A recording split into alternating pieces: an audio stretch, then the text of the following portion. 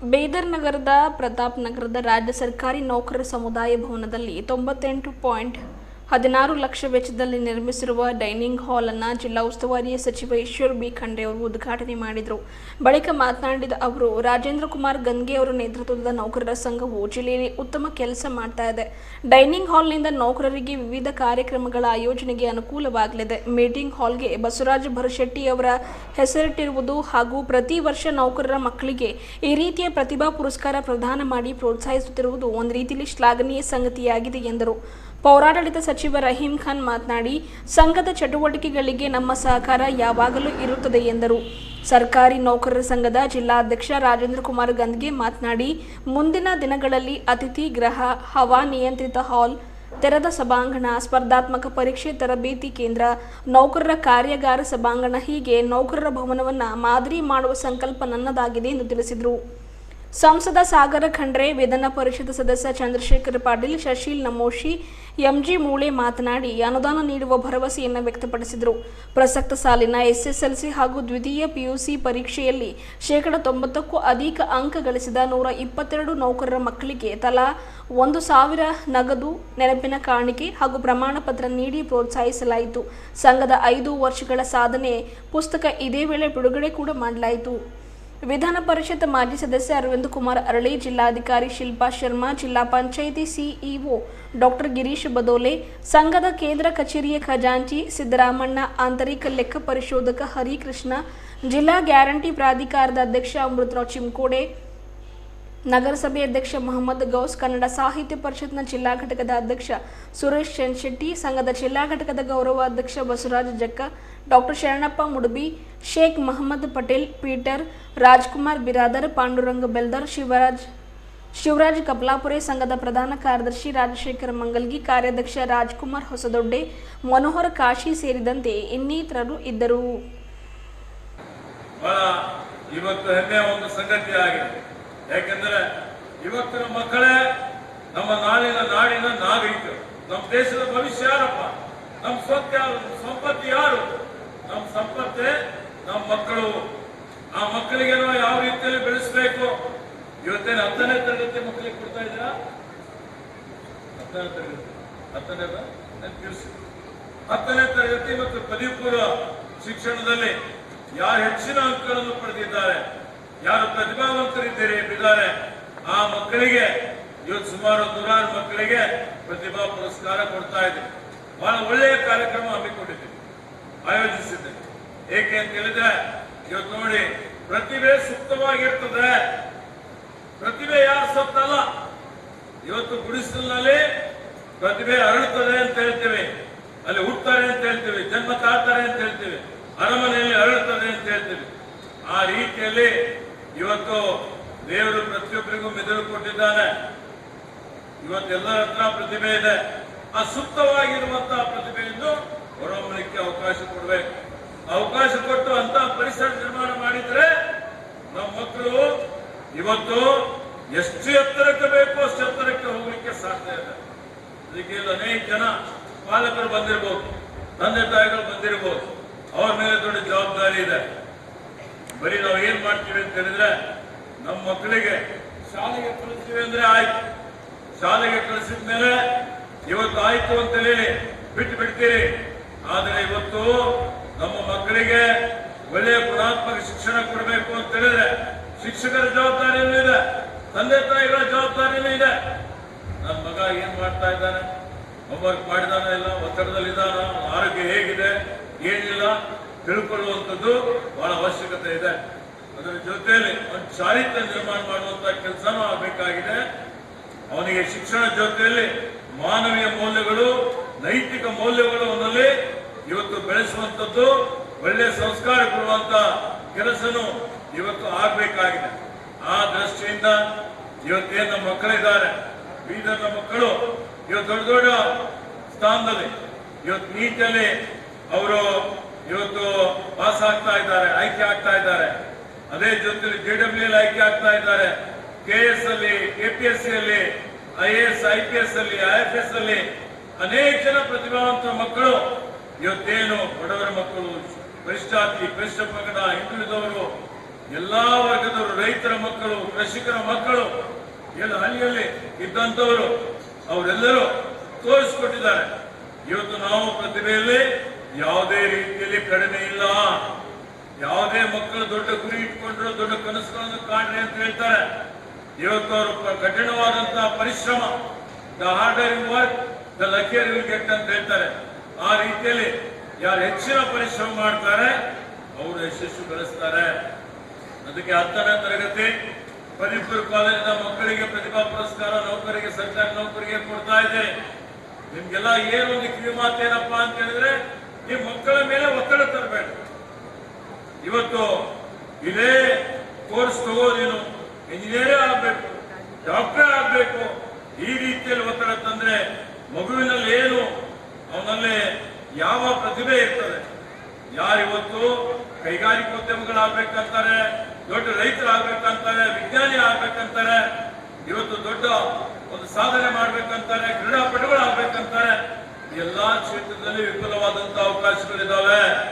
ಇವತ್ತು ಆ ರೀತಿಯಲ್ಲಿ ಇವತ್ತು ನಮ್ಮ ಮಕ್ಕಳಿಗೆ ನಾವು ಒತ್ತಡ ಯಾವುದೇ ರೀತಿಯಲ್ಲಿ ಹಾಕದೆ, ಯಾವ ಕ್ಷೇತ್ರದಲ್ಲಿ ಯಾವ ವಿಷಯದಲ್ಲಿ ಅವರಿಗೆ ಆಸಕ್ತಿ ಇದೆ ಅಂತದಕ್ಕೆ ನಾವು ಪ್ರೋತ್ಸಾಹ ಕೊಟ್ರೆ, ಅವ್ರಿಗೆ ಸ್ಫೂರ್ತಿ ಕೊಟ್ರೆ, ಅವಕಾಶ ಕೊಟ್ರೆ ಅವ್ರು ದೊಡ್ಡ ಮಟ್ಟದಲ್ಲಿ ಅವರು ಬೆಳಿಲಿಕ್ಕೆ ಸಾಧ್ಯ ಆಗ್ತದೆ. ಯಾಕೆಂದ್ರೆ 10ನೇ ಮತ್ತು ಪದವಿ ಪೂರ್ವ ಕಾಲೇಜಿನ ಶಿಕ್ಷಣ ಅಂತ ಹೇಳಿದ್ರೆ ಅತ್ಯಂತ ಮಹತ್ವದಾದಂತಹ ಒಂದು ಘಟ್ಟದಲ್ಲಿ ಅವರು ಬಂದಿದ್ದಾರೆ. ಮುಂದೆ ಅವರ ಭವಿಷ್ಯ ನಿರ್ಮಾಣ ಆಗುವಂಥದ್ದು. ಹೀಗಾಗಿ ಇವತ್ತು ಅವರಿಗೆ ವಿಫಲವಾದಂತಹ ಅವಕಾಶಗಳಿದ್ದಾವೆ. ಇಲ್ಲಿ ಬಂದಂತಹ ವಿದ್ಯಾರ್ಥಿನಿಯರಿಗೆ ಎಷ್ಟೇ ದೊಡ್ಡ ಮಟ್ಟದಲ್ಲಿ ಹೋಗಬಹುದು.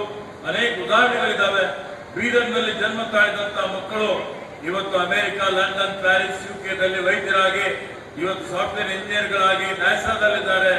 ಇವತ್ತಿನ ದಿವಸ ಮೈಕ್ರೋಸಾಫ್ಟ್ ಅಲ್ಲಿ ಇದ್ದಾರೆ. ಅನೇಕ ನಮ್ಮ ಇಂಜಿನಿಯರಿಂಗ್ ಕಾಲೇಜಲ್ಲಿ ವಿದ್ಯಾಭ್ಯಾಸ ಮಾಡಿದಂತವರು ಇವತ್ತು ಬಹಳ ದೊಡ್ಡ ದೊಡ್ಡ ಸ್ಥಾನದಲ್ಲಿ ಇವತ್ತು ಪಬ್ಲಿಕ್ ಸೆಕ್ಟರ್ ಅಂಡರ್ಟೇಕಿಂಗ್ಸ್ ಅಲ್ಲಿದ್ದಾರೆ. KS ಅಲ್ಲೂ ಸುಮಾರು ಜನ ಪಾಸ್ ಆಗಿದ್ದಾರೆ. ಇವತ್ತು ಸ್ಪರ್ಧಾತ್ಮಕ ಪರೀಕ್ಷೆಗಳಲ್ಲಿ ಪಾಸ್ ಆಗ್ತಾ ಇದ್ದಾರೆ. ಇವೆಲ್ಲ ಉದಾಹರಣೆಗಳಿದ್ದಾವೆ. ಇವೆಲ್ಲ ತೆಗೆದುಕೊಂಡು ಮಕ್ಕಳಿಗೆ ಒಳ್ಳೆಯ ರೀತಿಯಿಂದ ತರಬೇತಿ ಕೊಟ್ಟು ಅವರು ಒಟ್ಟಿಗೆ ಬರೀ ಮಾನಸಿಕವಾಗಿ ಪ್ರಬುದ್ಧರಾಗಿದ್ದರೆ ಸಲ್ಲದು, ಶಾರೀರಿಕವಾಗಿ ಸಹಿತ ಅವರು ಸದೃಢರಾಗಿರ್ಬೇಕು ಅನ್ನುವಂಥದ್ದು. ಆ ನಿಟ್ಟಿನಲ್ಲಿ ನಾವೆಲ್ಲರೂ ಮಕ್ಕಳ ಅಭ್ಯುದಯಕ್ಕಾಗಿ ಹೆಚ್ಚಿನ ಒಂದು ಪ್ರಯತ್ನ ಮಾಡಿದ್ರೆ ಇನ್ನು ಹೆಚ್ಚಿನ ಯಶಸ್ಸು ಅವರಿಗೆ ಸಿಗ್ತದೆ ಅನ್ನುವಂಥ ಮಾತನ್ನು ಇಲ್ಲಿ ಹೇಳುತ್ತಾ, ಇವತ್ತು ಏನೇ ಕಾಲದಲ್ಲಿ ಪ್ರೌಢಶಾಲೆಯಲ್ಲಿ ಮಕ್ಕಳ ಫಲಿತಾಂಶ ಜಾಸ್ತಿ ಆಗಬೇಕಾಗಿದೆ. ಕಲಿಕೆಯಲ್ಲಿ ಅವರು ಮುಂದೆ ಬರಬೇಕು. ಆ ದೃಷ್ಟಿಯಿಂದ ನಿಮ್ಮ ಜವಾಬ್ದಾರಿಯನ್ನು ಜಾಸ್ತಿ ಇದೆ. ಶಿಕ್ಷಕರಿದ್ದವರು ಹೊರತುಪಡಿಸಿ ಬೇರೆ ಬೇರೆ ಇಲಾಖೆಯಲ್ಲಿ ಕೆಲಸ ಮಾಡ್ತಾ ಇದ್ದೀರಿ. ನೀವು ಆ ಪ್ರಾಥಮಿಕ ಶಾಲೆ, ಪ್ರೌಢಶಾಲೆಯಲ್ಲಿ ಸಂಪರ್ಕ ಇದ್ದಂಥವರು ಗ್ರಾಮ ಪಂಚಾಯತಿಯಲ್ಲಿ ಇರ್ಬೋದು, ಬೇರೆ ಬೇರೆ ಇಲಾಖೆಯಲ್ಲಿ ಇರ್ಬೋದು, ಹೋಗಿ ಆ ಒಂದು ಶಾಲೆಯ ಬಗ್ಗೆ ಗಮನ ಹರಿಸಿ, ಯಾರು ಶಾಲೆ ಬಿಟ್ಟಂತ ಮಕ್ಕಳಿರ್ಬೋದು, ಇವತ್ತು ಅವರೆಲ್ಲರಿಗೆ ಹೆಚ್ಚಿನ ಒಂದು ವಿಶ್ವಾಸದಲ್ಲಿ ತೆಗೆದುಕೊಂಡು ಅದರ ಆಗು ಹೋಗುಗಳ ಬಗ್ಗೆ ಚಿಂತನೆ ಮಾಡಬೇಕು ಅನ್ನುವಂತ ಒಂದು ಮಾತನ್ನು ಹೇಳುತ್ತಾ, ಬೀದರ್ ಅಭಿವೃದ್ಧಿ ಪತ್ರ ಸಾಗ್ತಾ ಇದೆ. ಹೆಚ್ಚಿನ ಒಂದು ಅಭಿವೃದ್ಧಿ ಆಗಲಿಕ್ಕೆ ಇವತ್ತು ಸರ್ಕಾರಿ ನೌಕರರ ಸಹಕಾರ ಅವಶ್ಯಕತೆ ಇದೆ. ನಾವೆಲ್ಲ ಯಾವುದೇ ರೀತಿಯ ರಾಜಕೀಯ ಒತ್ತಡ ನಿಮ್ಮ ಮೇಲೆ ಇರುವುದಿಲ್ಲ. ನಿಮ್ಗೆ ಗೊತ್ತಿದೆ, ನಾವು ಸುಮಾರು ವರ್ಷದಿಂದ 4ನೇ ಸಲ ಶಾಸಕನಾಗಿದ್ದೇನೆ, 2ನೇ ಸಲ ಮಂತ್ರಿ ಆಗಿದ್ದೇನೆ. ನಾನಿರ್ಬೋದು, ನಮ್ಮ ಇವತ್ತು ರಹೀಂ ಖಾನ್ ಅವರಿದ್ದಾರೆ, ಮಾಜಿ ವಿಧಾನ ಪರಿಷತ್ತಿನ ಸದಸ್ಯರಾದಂತಹ ಅರವಿಂದ್ ಅರಳಿ ಅವರಿದ್ದಾರೆ. ಯಾವುದೇ ರೀತಿಯಲ್ಲಿ ಏನು ಒತ್ತಡ ಬರುವಂತಹ ಪ್ರಶ್ನೆ ಇಲ್ಲ. ಜನ ಒಂದು ಸೇವೆಗಾಗಿ ಜನಪರ ಜೀವಪರ ಆಡಳಿತ ಕೊಡುವಂಥದ್ದು ನಮ್ಮ ಸರ್ಕಾರ ಇದೆ. ಎಲ್ಲಾ ಕೊಟ್ಟ ಮಾತಿನಂತೆ ನಡೀತಾ ಇದ್ದೇವೆ. ಒಳ್ಳೆ ರೀತಿಯಿಂದ ಅನುಷ್ಠಾನ ಮಾಡಬೇಕು. ಈ ಒಂದು ಜಿಲ್ಲೆಯ ಅಭಿವೃದ್ಧಿ, ಏನ್ ಮುಕ್ಕುಟ ಬೀದರ್ ಜಿಲ್ಲೆ ಅಂತ ಹೇಳ್ತೀವಲ್ಲ, ಅದೇ ರೀತಿಯಲ್ಲಿ ಮೈಸೂರು ಭಾಗದಲ್ಲಿ ಆಗಿದಂತಹ ಅಭಿವೃದ್ಧಿ ಕಾರ್ಯಗಳು ಇಲ್ಲೂ ಆಗುವಂತಹ ರೀತಿಯಲ್ಲಿ ಆಗ್ಬೇಕು.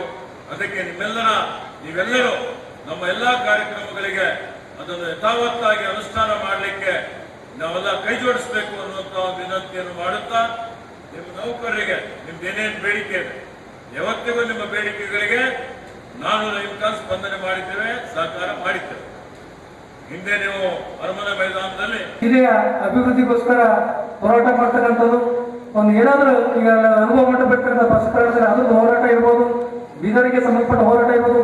ಎಲ್ಲ ಒಂದು ಹೋರಾಟಕ್ಕೆ ಮುಂಚೂಣಿಯಲ್ಲಿ ನಿಂತು ಬೀದರಿಗೆ ಅಭಿವೃದ್ಧಿಗಾಗಿ ಒಂದು ಮಾಡ್ತಕ್ಕಂಥ ನಮ್ಮ ನೆಚ್ಚಿನ MLC ಅಂತ ಮುಳೇಶ್ವರ ಅವರು MLC ಮತ್ತೆ MLA ಕೂಡ ಆಗಿದ್ದಾರೆ. ಮತ್ತೆ ಮೊನ್ನೆ ರೀಸೆಂಟ್ ಆಗಿ ಕೂಡ MLC ಆಗಿದ್ದಾರೆ. ಮೊನ್ನೆ ಕೂಡ ನಾವು ಸರ್ಗೆ ಭೇಟಿ ಮಾಡಿ ಸರ್ ಈ ಥರ ನಾವು ಕಾರ್ಯಕ್ರಮ ಹಮ್ಮಿಕೊಂಡಿದ್ದೀವಿ, ತಾವು ಬರಬೇಕು, ಅಭಿನಂದನೆ ಸ್ವೀಕಾರ ಮಾಡ್ಬೇಕಂತ ಕೇಳ್ಕೊಂಡಾಗ ಅವ್ರು ನನಗೆ ಹೇಳ್ತಾ ಇದ್ರು, ನನಗೆ ಬೆಂಗಳೂರಿಗೆ ನನಗೆ ಪಕ್ಷದ ವತಿಯಿಂದ ಮೀಟಿಂಗ್ ಇದೆ, ಬರ್ಲಿಕ್ಕೆ ಆಗೋದಿಲ್ಲ, ಅದನ್ನು ಪ್ರಯತ್ನ ಮಾಡ್ತೀನಿ ಅಂತ ಹೇಳಿದ್ರು. ನಮಗೇನು ಅನಿಸ್ತಾ ಇರ್ತದೆ, ಇನ್ನು ಪಕ್ಷದ ಮೀಟಿಂಗ್ ಅದಂತಂದ್ರೆ ನಾನು 99% ಬರ್ಲಿಕ್ಕಿಲ್ಲ ಅಂತ ತಿಳ್ಕೊಂಡಿವಿ. ಆದರೆ ನಮ್ಮ ಪ್ರೀತಿ ಅಭಿಮಾನ, ನಿಮ್ಮ ಪ್ರೀತಿ ಅಭಿಮಾನದಿಂದ ಇವತ್ತು MLC ಸರ್ ಆದ್ಮೇಲೆ ನಮ್ಮ ಒಂದು ಪ್ರೀತಿ ಅಭಿಮಾನಕ್ಕೆ ಸನ್ಮಾನ ಸ್ವೀಕರಿಸಿ ಮಾಡ್ಲಿಕ್ಕೆ ಬಂದಿಲ್ಲ, ನಿಜವಾಗ್ಲೂ ಬಹಳ ಸಂತೋಷ ಆಗಿದೆ. ಅದಕ್ಕೆ ಮುಳೇಶ್ವರಿಗೆ ಒಂದು ಜೋರ ಚಪ್ಪಾಳೆ ಮುಖಾಂತರ ನಾವು ಅಭಿನಂದಿಸಬೇಕಂತೇಳಿ ತಮ್ಮೆಲ್ಲರೂ ಪರವಾಗಿ ವಿನಂತಿಸ್ತಾ ಇದ್ದೀನಿ. ಅದಕ್ಕೆ ಸರ್ ಕೂಡ ನಮ್ಮ ಜಿಲ್ಲಾ ಸರ್ಕಾರ ನೌಕರ ಸಂಘಕ್ಕೆ ಸದಾ ಮಾರ್ಗದರ್ಶಕರು, ಹಿತೈಷಿಗಳು, ನಮ್ಮ ಎಲ್ಲ ಕೆಲಸ ಕಾರ್ಯಗಳು ಕೂಡ ಅವರು ಕೂಡ ಇರಲಿ ಅಂತೇಳಿ ಆಶಿಸ್ತಾ, ಜೊತೆಗೆ ಏನು ನಮ್ಮ ಕಟ್ಟಡ, ಏನು ನಮ್ಮ ಡೈನಿಂಗ್ ಹಾಲ್ 50 ಡೈನಿಂಗ್ ಹಾಲ್ ನಿರ್ಮಾಣ ಮಾಡಿವಲ್ಲ, ಇದಕ್ಕೆಲ್ಲ MLC ಮತ್ತು MLA ಮತ್ತು ಮಿನಿಸ್ಟರ್ ಎಲ್ಲರೂ ಕೂಡ ಕಾರಣಕರ್ತರಾಗಿದ್ದಾರೆ. ಅದಕ್ಕೆ ನಾವು ಕೂಡ ಬರ್ತಕ್ಕಂಥ ದಿವಸದಲ್ಲಿ ನಮ್ಮ ಮುಳೇಶ್ವರ ಕೂಡ ಏನು ತಮ್ಮ ಇರ್ತಕ್ಕಂಥ ಅನುದಾನದಲ್ಲಿ ತಮ್ಮಲ್ಲಿ ಎಷ್ಟು ಸಾಧ್ಯ ಅದೋ ಅಷ್ಟು ಈ ಒಂದು ವ್ಯವಸ್ಥೆಗೆ ಕೊಟ್ಟಾಗ ಉಳಿದ ಕಾರ್ಯಕ್ರಮಕ್ಕೂ ಕೂಡ ಇಲ್ಲಿ ಸೀಲಿಂಗ್ ಇರ್ಬೋದು, ಕೆಳಗೆ ನಾವು ಟೈಲ್ಸ್ ಹಾಕ್ತಕ್ಕಂಥ ಇರ್ಬೋದು, ಕಿಚನ್ ಇನ್ಸೆಪ್ಟ್ ಮಾಡ್ತಕ್ಕಂಥ ಇರ್ಬೋದು, ಬಹಳಷ್ಟು ಇನ್ನೊಂದು 3-4 ಕೋಟಿ ರೂಪಾಯಿ ಕೆಲಸಗಳು ಕಾರ್ಯಗಳು ಇದಾವೆ. ಅದಕ್ಕೆ ಹೇಗೆ ನಾವು ಅನುದಾನ ಬರ್ತಲ್ಲ ಆ ಥರ ನಾವು ಕೆಲಸ ಕಾರ್ಯಗಳು ಕೂಡ ಮಾಡ್ತೀವಿ. ಹೋದ್ಸಲ ಇರ್ತಕ್ಕಂಥ ಎಲ್ಲ MLC ಸರ್ ಕೂಡ ಇದಕ್ಕೆ ನಮಗೆ ಅನುದಾನ ಕೊಟ್ಟು ಸಹಕಾರ ಕೂಡ ಮಾಡಿದ್ದಾರೆ. ಮುಂದುವರಿದು ಜೊತೆಯಲ್ಲಿ ನಮ್ಮೆಲ್ಲ ನೆಚ್ಚಿನ ನಾಯಕರು ಮತ್ತು ಮಾರ್ಗದರ್ಶಕರು, ಹಿತೈಷಿಗಳಾದಂಥ ಡಾಕ್ಟರ್ ಚಂದ್ರಶೇಖರ್ ಪಾಟೀಲ್ ಅಣ್ಣನವರು ಹೋದ್ಸಲ ಫಸ್ಟ್ ಅವರಿಗೆ ಏನು ಇಡೀ ನಮಗೆ ಒಂದು ಆಸೆ ಇತ್ತು, ಇಡೀ ನಮ್ಮ ಕಲ್ಯಾಣ ಕರ್ನಾಟಕನ ಇಡೀ 40 ಕಾನ್ಸ್ಟಿಟ್ಯೂನ್ಸಿ ಒಂದು MLC ಇರೋದು. ಅದು ನನಗನ್ಸು ಯಾವಾಗಲೂ ಕೂಡ ಬೀದರ್ಗಳು ಸಿಗ್ತಾ ಇದ್ದಿಲ್ಲ, ಅದಕ್ಕೆ ಕಲಬುರಗಿ, ರಾಯಚೂರು ಆ ಕಡೆ ಹೋಗ್ತಾ ಇತ್ತು. ಅದಕ್ಕೆ ಸರ್ MLC ನಿಂತಾಗ ನಮ್ಗೆ ಅನಿಸ್ತಾ ಇತ್ತು, ಏನಾದ್ರೂ ಆಗ್ಬೇಕು ಅಂದ್ರೆ ಬೀದರ್ಗೆ ಆಗ್ಬೇಕಪ್ಪ, MLC ನಮ್ಮೂರು ಆಗ್ಬೇಕಂತ ನಮ್ಗೆ ಖುಷಿ ಅನಿಸ್ತಾ ಇತ್ತು. ಅದಕ್ಕೆ ಫಸ್ಟ್ ಟೈಮ್ ನಿಂತು ಒಳ್ಳೆ ರೀತಿಯಿಂದ ಲೀಡ್ ಗೆದ್ದು ಇಡೀ ಬೀದರ್ ಜಿಲ್ಲೆಗೆ ಒಂದು ಮಾದರಿ ಆಗ್ತಕ್ಕಂಥ ಕೆಲಸ ನಮ್ಮ ಡಾಕ್ಟರ್ ಚಂದ್ರಶೇಖರ್ ಪಾಟೀಲ್ ಅವರು ಮಾಡಿದರು. ಮೊನ್ನೆ ಕೂಡ 2ನೇ ಅವಧಿಗೆ ಮತ್ತೆ ಎಲೆಕ್ಟ್ ಆಗಿ ಇಡೀ ನಮ್ಮ ಜಿಲ್ಲೆಗೆ ಕೀರ್ತಿ ತರ್ತಕ್ಕಂಥ ಕೆಲಸ, ಮತ್ತೆ ಎಲ್ಲ ನಮ್ಮ ಶಿಕ್ಷಕರಿಗೆ ಮೇನ್ ಅಂದ್ರೆ ನಮ್ಮ ಶಿಕ್ಷಕರಿಗೆ ಇಮಿಡಿಯೇಟ್ ಆಗಿ ಫೋನ್ ಇಶ್ಯೂ ಮಾಡಿ ಸಮಸ್ಯೆಗಳನ್ನು ಪರಿಹರಿಸ್ತಕ್ಕಂಥದ್ದು, ಮಾರ್ಗದರ್ಶನ ಮಾಡ್ತಕ್ಕಂಥದ್ದು, ಮತ್ತೆ ಈ ಥರ ತೊಂದರೆ ಆಗ್ತಕ್ಕಂಥ ಹೇಳ್ಕೊಂಡಾಗ ಇಮಿಡಿಯೇಟ್ ಆಗಿ ಅಧಿಕಾರಿಗಳು ಕೂಡ ಹೇಳ್ತಕ್ಕಂಥ ಕೆಲಸ ನಮ್ಮ ಚಂದ್ರಶೇಖರ್ ಪಾಟೀಲ್ ಮಾಡ್ತಾ ಇದ್ದಾರೆ. ಅದೇ ಏನು ನಾವು ಕಟ್ಟಡ ಭವನ ನೋಡ್ತಾ ಇದ್ದೀವಲ್ಲ, ಈ ಭವನ ಕಟ್ಟಡಕ್ಕೆ ನಾನು ಅವರಿಗೆ ದುಡ್ಡು ಕೊಡ್ರಿ ಅಂತ ಕೇಳಿಲ್ಲ. ಹೋದ ಅವಧಿಯಲ್ಲಿ ಇಮಿಡಿಯೇಟ್ ಆಗಿ ಅವ್ರು 5 ಲಕ್ಷ ರೂಪಾಯಿ ಚೆಕ್ ನೇರವಾಗಿ DC ಅವರಿಗೆ ಕಳಿಸ್ಬಿಟ್ರು. ಅದು ಅವ್ರ ಖುಷಿ ಅನ್ನೋದೊಂದು ಬಹಳ ಅಭಿನಂದನೆ ಮಾತು. ಯಾಕಂದ್ರೆ ನಾವೆಲ್ಲ MLC ಹತ್ರ ಲೆಟರ್ ಕೊಟ್ಟು ಸರ್ ಎಲ್ಲ ಅನುದಾನ ಕೊಡೋಕೆ ನಾವು ಕೇಳ್ತಾ ಇದೀವಿ, ಆದರೆ MLC ಸರ್ ಆ ಥರ ಇಲ್ಲ. ಅವರು ನೌಕರ ಸಂಘ ಕೇಳಿದ ತಕ್ಷಣ ಇಮಿಡಿಯೇಟ್ ಆಗಿ ಅವ್ರು ಏನು ಮಾಡಿದ್ರೆ ನಮಗೆ ಅನುದಾನ ಕೂಡ ಕೊಡ್ತಕ್ಕಂಥ ಕೆಲಸ ಮಾಡಿದ್ರು ಅಂತ ಒಂದು ಹಿತಚಿಂತಕರು. ಅವರು ಕೂಡ ಕಲಬುರಗಿಯಲ್ಲಿ ಕಾರ್ಯಕ್ರಮ ಇದೆ, ನನಗೆ ಬಲಿಕ ಆಯ್ತಲ್ಲ ಅಧ್ಯಕ್ಷರೇ ಅಂತ ಹೇಳಿ ನನಗೆ ಅಂತ ಇದ್ರು. ನನ್ನನ್ನು ಕೂಡ ಡೌಟ್ ಬರ್ತಾ ಇದ್ರು, ನಾನು 5 ಜನರಿಗೆ ನಾನು ಕಾರಣದಲ್ಲಿ ಹೆಸರು ಹಾಕ್ತೀನಿ, ಅಭಿನಂದನೆ ಮಾಡ್ಬೇಕಂತೇಳಿ ನೌಕರ ಸಂಘದಿಂದ ವಿಚಾರ ಮಾಡಿ. ಆದರೆ ಸರ್ ಕೂಡ ಬರ್ತಾರೆ ಅಂತ ನನಗೂ ಕೂಡ ಡೌಟ್ ಇತ್ತು. ಆದ್ರೂ ಕೂಡ ನಿಮ್ಮ ಮೇಲೆ ಅಭಿಮಾನ ಮತ್ತು ನಮ್ಮ ಮೇಲೆ ಅಭಿಮಾನಗಳು ಇಟ್ಟು ಇವತ್ತು ಬಂದಿದ್ದಾರೆ, ಸನ್ಮಾನ ಸ್ವೀಕಾರ ಮಾಡಿದ್ದಾರೆ.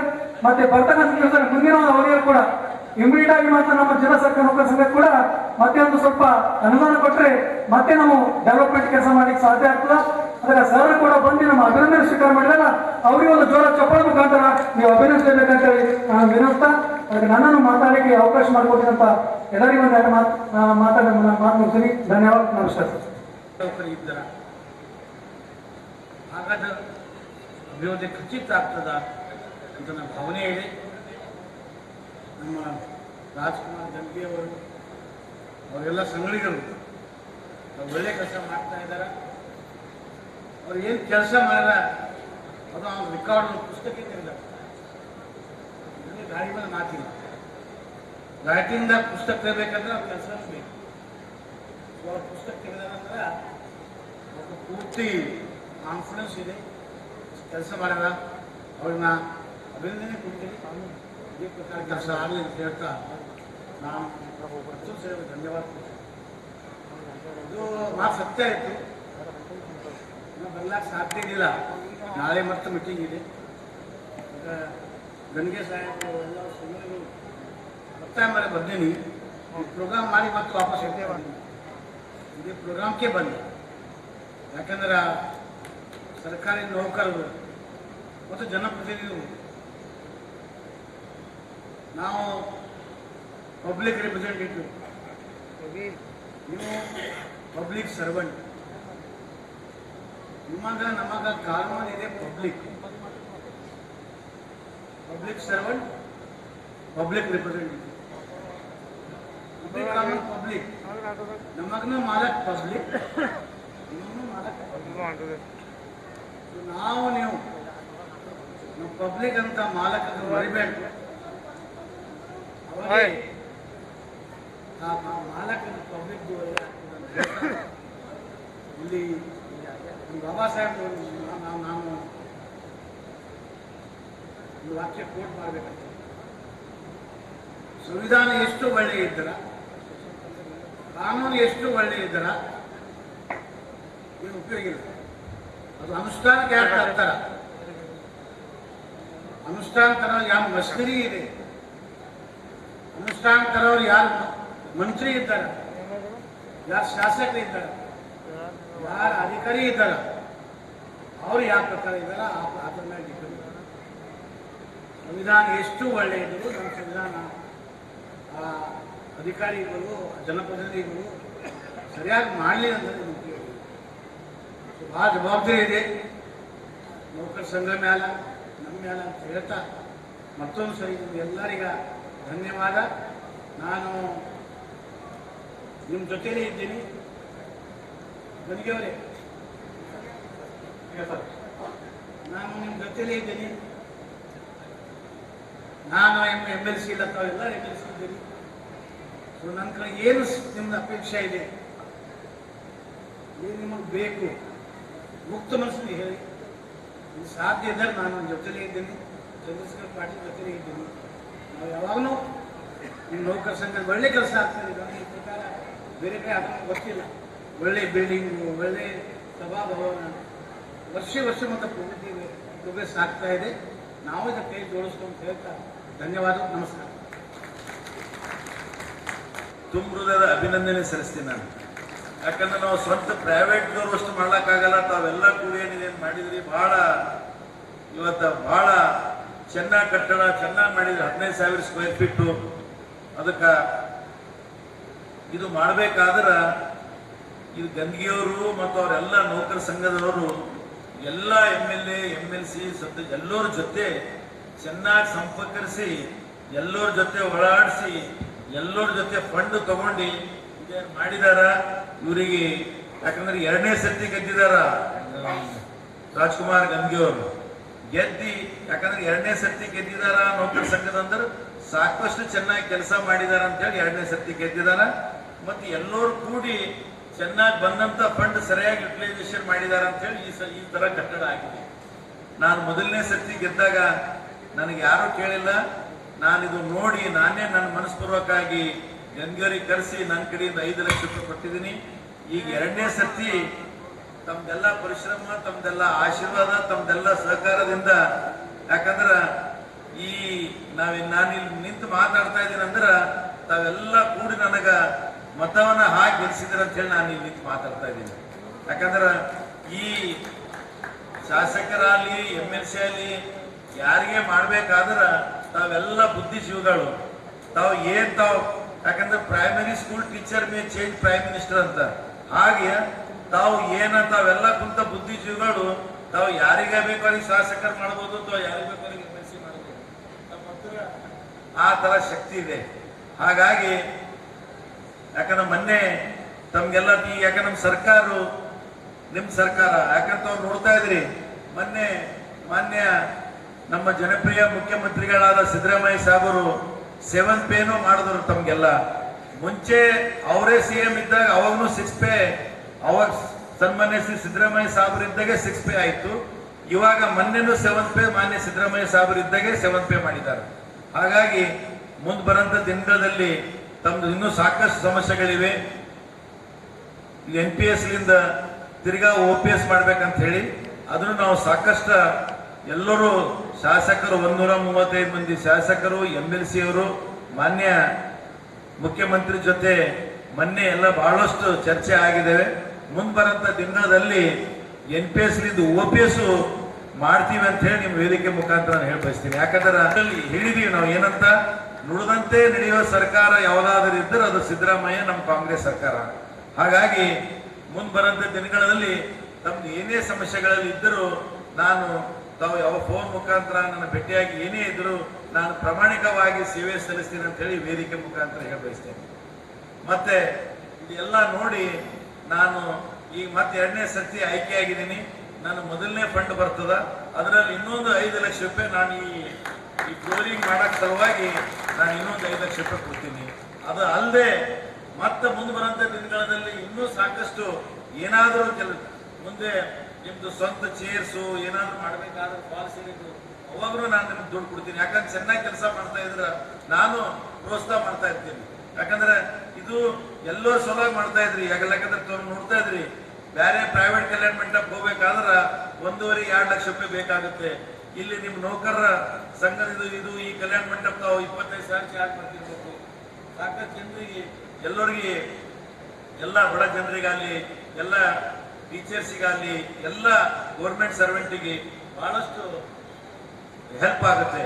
ಅದಕ್ಕಾಗಿ ಯಾಕಂದ್ರೆ ಈಗ ಸಾಕಷ್ಟು ನಮ್ಮ ಅಧ್ಯಕ್ಷರು ಬಹಳಷ್ಟು ಚೆನ್ನಾಗಿ ಸೇವೆ ಸಲ್ಲಿಸ್ತಾ ಇದ್ದಾರ. ಪಕ್ಷೇತರವಾಗಿ ನಾನು ಹೇಳೋದು ನಿಮಗಿಷ್ಟೇ, ಯಾರು ಚೆನ್ನಾಗಿ ಕೆಲಸ ಮಾಡ್ತಾರ ಅವ್ರಿಗೆ ನಾವು ಗೆಲ್ಸ್ಕೊಂಡು ಬರಬೇಕು. ಅವರು ಇವರು ಪಾರ್ಟಿ ಪಕ್ಷೇತರ ಏನೂ ಇಲ್ಲ.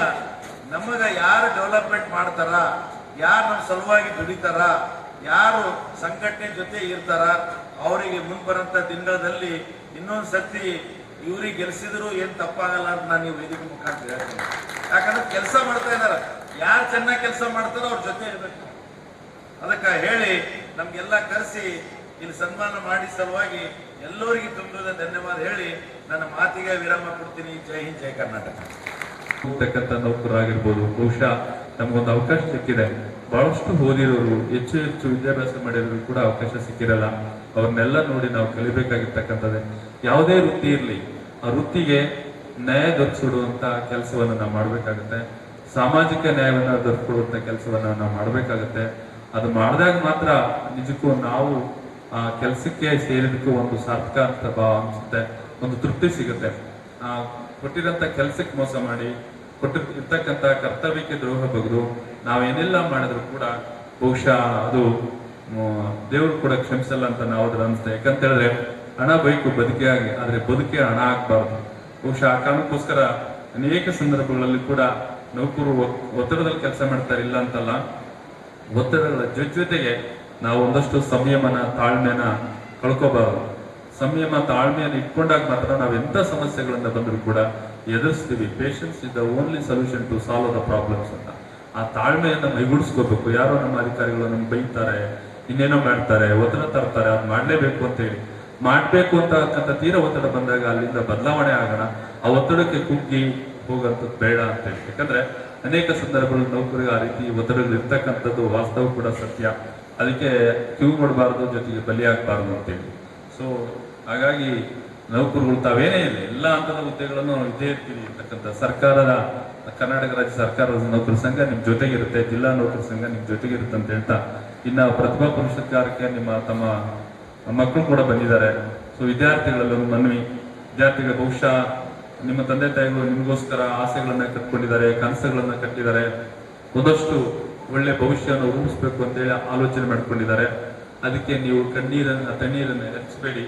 ಯಾಕಂದ್ರೆ ಬಹು ಮುಖ್ಯವಾಗಿರ್ತಕ್ಕಂಥದ್ದು ನಾವೇನಾದ್ರೂ ಒಂದು ಸಾಧನೆ ಮಾಡ್ಬೇಕಾಗತ್ತೆ. ಸೊ ಆ ನಿಟ್ಟಿನಲ್ಲಿ ನಿರಂತರ ಪರಿಶ್ರಮ ವಹಿಸಿದಾಗ ಮಾತ್ರ ನಾವೇನಾದ್ರೂ ಅಂದ್ಕೊಂಡಿದ್ದು ಸಾಧನೆ ಮಾಡ್ಬೋದು.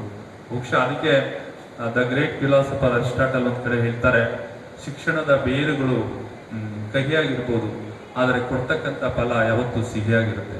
ಅಂದ್ರೆ ನಾವು ಓದುವಾಗ ಎಷ್ಟೇ ಕಷ್ಟ ಇದ್ರೂ ಕೂಡ ಅದನ್ನ ಎದುರಿಸಿ ಓದ್ಬೇಕಾಗುತ್ತೆ. ಬಹುಶಃ ನಿಮ್ಗೆ ಯಾವ್ದು PG-ದು, ನಿಮ್ಗೆ ಯಾವ್ದು ಸಮವಸ್ತ್ರದ್ದು, ನಿಮ್ಗೆ ಯಾವ್ದು ಇನ್ನೊಂದು ಯಾವುದೇ ರೀತಿಯ ಜವಾಬ್ದಾರಿಗಳನ್ನು ಹೊರಿಸದೆ ನಿಮ್ಮ ತಂದೆ ತಾಯಿಗಳು ನಿಮ್ಮನ್ನ ವಿದ್ಯಾಭ್ಯಾಸಕ್ಕೆ ಅಣಿ ಮಾಡಿರ್ತಾರೆ, ಓದ್ತಾ ಇರ್ತಾರೆ. ಹಾಗಾಗಿ ನಿಮ್ಮ ಓದುವ ಸಮಯ ಬಹುಶಃ ಅತ್ಯಂತ ಅಮೂಲ್ಯವಾಗಿರ್ತಕ್ಕಂಥದ್ದು.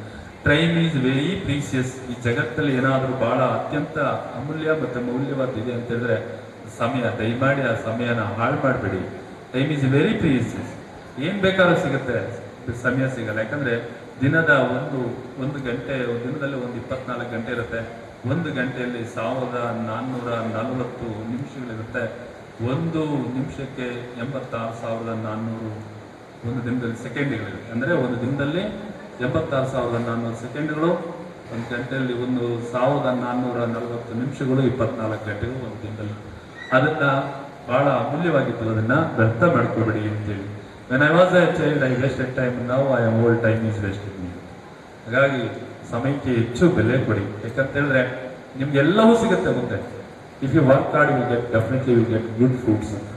ನೀವು ಹಾರ್ಡಾಗಿ ವರ್ಕ್ ಮಾಡಲಿಲ್ಲ, ಓದಿಲ್ಲ ಅಂತ ಹೇಳಿದ್ರೆ ನಾವೇನು ಕೂಡ ಪಡ್ಕೊಳ್ಳಿಕ್ಕೆ ಸಾಧ್ಯ ಇಲ್ಲ ಅಂತ ಹೇಳಿ. ಅದಕ್ಕೆ time and tides wait for no one ಅಂತ. ಸಮಯ ಮತ್ತು ಸಮುದ್ರದ ಅಲೆಗಳು ಯಾರನ್ನೂ ಕೂಡ ಕಾಯಲ್ಲ. ಆ ಕಾರಣಕ್ಕೋಸ್ಕರ ನಿಮ್ಮ ಅಮೂಲ್ಯವಾಗಿರ್ತಕ್ಕಂಥ ಸಮಯ ಏನಿದ್ರು ಕೂಡ ಓದೋದ್ರ ಕಡೆನೇ ಗಮನ ಹರಿಸಿ.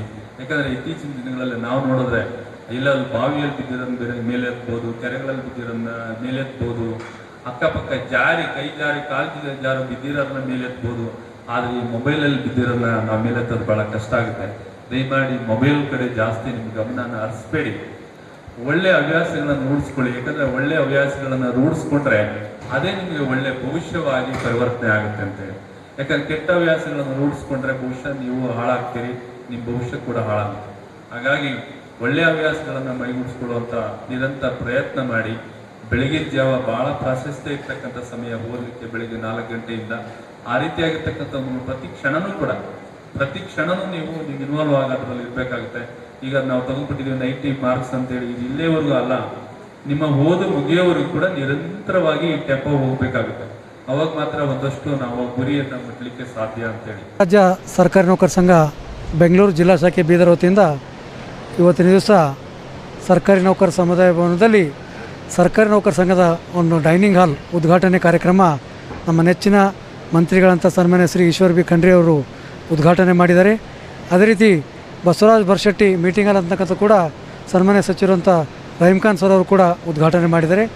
ಇವತ್ತಿನ ಕಾರ್ಯಕ್ರಮದಲ್ಲಿ ಏನು ನಾವು 150 ಮಕ್ಕಳಿಗೆ ಪ್ರತಿಭಾ ಪುರಸ್ಕಾರ ಕಾರ್ಯಕ್ರಮ ಕೂಡ ಹಮ್ಮಿಕೊಂಡಿದ್ದೀವಿ. ಎಲ್ಲ ಮಕ್ಕಳಿಗೆ 1,000 ರೂಪಾಯಿ ಪ್ರೋತ್ಸಾಹಧನ, ಒಂದು ನೆನಪಿನ ಕಾಣಿಕೆ, ಶಾಲು ಮತ್ತು ಸರ ಅವ್ರಿಗೆ ಕೂಡ ಮಕ್ಕಳಿಗೆ ಅಭಿನಂದನೆ ಮಾಡ್ತಕ್ಕಂಥ ಕೆಲಸ ಮಾಡೀವಿ. ಜೊತೆಯಲ್ಲಿ ನಮ್ಮ ಏನು ಸಂಘದ ಪದಾಧಿಕಾರಿ 100 ಜನ ಇದ್ದಾರೆ, ಅವ್ರಿಗೆಲ್ಲರಿಗೂ ಕೂಡ ಉತ್ತಮ ರೀತಿಯಾದಂಥ ಒಂದು ನೆನಪಿನ ಕಾಣಿಕೆ ಕೂಡ ಕೊಡ್ತಕ್ಕಂಥದ್ದು ಮಾಡೀವಿ. ಜೊತೆಯಲ್ಲಿ ಏನು ಹಳೆಯರೇನು 75-80 ವರ್ಷದ ವಯಸ್ಸಿನ ನಮ್ಮ ಸಂಘದ ಹಿತೈಷಿಗಳು ಬರಶೆಟ್ಟಿ ಇರ್ತಕ್ಕಂಥ ಅವರ ಒಂದು ಫಾಲೋವರ್ಸು ಅವರೆಲ್ಲರೂ ಕೂಡ ನೆನೆಸ್ಕೊಂಡು ಗೊತ್ತಿಸ ಅವರು ಕೂಡ 100 ಜನರಿಗೆ ಅವ್ರಿಗೆ ಕೂಡ ಈ ಒಂದು ಇದರಲ್ಲಿ ಅಭಿನಂದನೆ ಮಾಡ್ತಕ್ಕಂಥ ಕೆಲಸ ಮಾಡೀವಿ. ಜೊತೆಯಲ್ಲಿ ನಾವು ಕಳೆದ 5 ವರ್ಷದಿಂದ ಏನು ಸರ್ಕಾರಿ ನೌಕರ ಸಂಘದ ಸೇವೆ ಸಲ್ಲಿಸಿದ್ದೀವಲ್ಲ, ಅದು 5 ವರ್ಷದೊಂದು ಸಾಧನಾ ಪಥ ಅಂತ ಪುಸ್ತಕ ಕೂಡ ಬಿಡುಗಡೆ ಮಾಡ್ತಕ್ಕಂಥ ಮಾಡೀವಿ. ಜೊತೆಯಲ್ಲಿ ಈ ಸಲದ ಸಂಸದರು ಮತ್ತು ಶಾಸಕರಿಗೆ ಆಯ್ಕೆಯಾದಂಥ ಅವರನ್ನು ಕೂಡ ಅಭಿನಂದನೆ ಮಾಡ್ತಕ್ಕಂಥ ಕೆಲಸ ಮಾಡಿ. ಮುಖ್ಯವಾಗಿ ಸಂಸದರಂಥ ಸಾಗರ್ ಖಂಡ್ರೆ ಅವರನ್ನು, ನಮೋಶಿ ಸರ್ ಅವರನ್ನು, ಡಾಕ್ಟರ್ ಚಂದ್ರಶೇಖರ್ ಪಾಟೀಲ್ ಅವರನ್ನು, ಮತ್ತು ಮುಳೆ ಸರ್ ಅವರನ್ನು, ಮತ್ತು ಗ್ಯಾರಂಟಿ ಯೋಜನಾ ಅಧ್ಯಕ್ಷ ನಮ್ಮ ಚಿಮ್ಕೋಡೆ ಸರ್ ಅವರನ್ನು, ಅದೇ ರೀತಿ ಎಲ್ಲ ಶಾಸಕರಿಗೆ ಅಭಿನಂದನೆ ಕೂಡ ಮಾಡ್ತಕ್ಕಂಥ ಮಾಡೀವಿ. ಅದಕ್ಕೆ ಅವರೆಲ್ಲರ ಒಂದು ಅನುದಾನ, ಶಾಸಕರು ಸಂಸದರ ಅನುದಾನ 66 ಲಕ್ಷ ರೂಪಾಯಿ ಮತ್ತು ಜಿಲ್ಲಾ ಸಂಘದ ವತಿಯಿಂದ ಒಂದು 33 ಲಕ್ಷ ರೂಪಾಯಿ ಸೇರಿ 1 ಕೋಟಿ ರೂಪಾಯಿ ವೆಚ್ಚದಲ್ಲಿ ಕೂಡ ಇವತ್ತೊಂದು ಡೈನಿಂಗ್ ಹಾಲ್ ನಿರ್ಮಾಣ ಮಾಡ್ತಕ್ಕಂಥ ಕೆಲಸ ನಾವು ಮಾಡೀವಿ. ಅದಕ್ಕೆ ಇವತ್ತಿಂದ ಬಂದಂಥ ನಮ್ಮ ಎಲ್ಲ ಶಾಸಕರು ಸಚಿವರು ಕೂಡ ಆಶ್ವಾಸನೆ ಕೂಡ ಕೊಟ್ಟಿದ್ದಾರೆ. ಬಂದಂಥ ನಮ್ಮ ಎಲ್ಲ MLC ಕೂಡ 5 ಲಕ್ಷ ರೂಪಾಯಿ ಅನುದಾನ ಕೂಡ ಕೊಡ್ತೀನಿ ಅಂತ ವಾಗ್ದಾನ ಮಾಡಿದ್ದಾರೆ. ಸಚಿವರಿಗೆ ಸಂಕ್ಷಿಪ್ತವಾದ ಒಂದು 3.5 ಕೋಟಿ ಇರ್ತಕ್ಕಂಥ ಒಂದು ಬುಕ್ಲೆಟನ್ನು ಕೂಡ ನಾವು ಅವ್ರಿಗೆ ಮಾಡೀವಿ. ಗಡಿನಾಡದ ಆಗಲಿ, ಅದರ ಸರ್ಕಾರದ PWD ಇಲಾಖೆಯಿಂದ ಆಗಲಿ ಒಂದು ಕನಿಷ್ಠ ಒಂದು 2 ಕೋಟಿ ರೂಪಾಯಿ ಅದರ ಅನುದಾನ ಕೂಡ ಕೊಡಬೇಕಂತ ಕೇಳ್ಕೊಂಡಾಗ ಅವರು ಕೂಡ ಸಕಾರಾತ್ಮಕವಾಗಿ ಸ್ಪಂದಿಸಿ ಅದಕ್ಕೆ ನಾನು ಈಡೇರಿಸ್ತಕ್ಕಂಥ ಒಂದು ವಿಶ್ವಾಸವನ್ನು ಕೂಡ ನಮಗೆ ಕೊಟ್ಟಿದ್ದಾರೆ. ಅದಕ್ಕೆ ಇಡೀ ನಮ್ಮ ಕಲ್ಯಾಣ ಕರ್ನಾಟಕದಲ್ಲಿ ಬೀದರ್ ನಗರದಲ್ಲಿ ಅದರ ಕರ್ನಾಟಕ ರಾಜ್ಯ ಸರ್ಕಾರಿ ನೌಕರ ಸಂಘದ ಇಷ್ಟೊಂದು ದೊಡ್ಡ ಪ್ರಮಾಣದ ಡೈನಿಂಗ್ ಹಾಲ್ ಎಲ್ಲಿಯೂ ಇಲ್ಲ, ಅದು ಬೀದರ್ದಲ್ಲಿದೆ. ನಮ್ಮ ಹೆಮ್ಮೆಯ ವಿಷಯ. ಟೋಟಲಿ 15,000 ಸ್ಕ್ವೇರ್ ಫೀಟ್ ಅಡಿಯಲ್ಲಿ ಡೈನಿಂಗ್ ಹಾಲ್ ನಿರ್ಮಾಣ ಮಾಡಿದ್ದೀವಿ. ಅದಕ್ಕೆ ಭಾಳ ಇವತ್ತಿನ ಎಲ್ಲರೂ ಹರ್ಷ ಉಲ್ಲಾಸದಿಂದ ಈ ಕಾರ್ಯಕ್ರಮ ಬಂದು ಯಶಸ್ವಿ ಮಾಡಿದ್ದಾರೆ. ಇದಕ್ಕೆ ಜಿಲ್ಲಾ ನೌಕರ ಸಂಘದ ನಾನು ಅಧ್ಯಕ್ಷನಾಗಿ ನಾನು ಅಲ್ಲ, ನನ್ನ ಟೀಮ್ ಏನು 66 ಜನ ನಿರ್ದೇಶಕರಿದ್ದಾರೆ.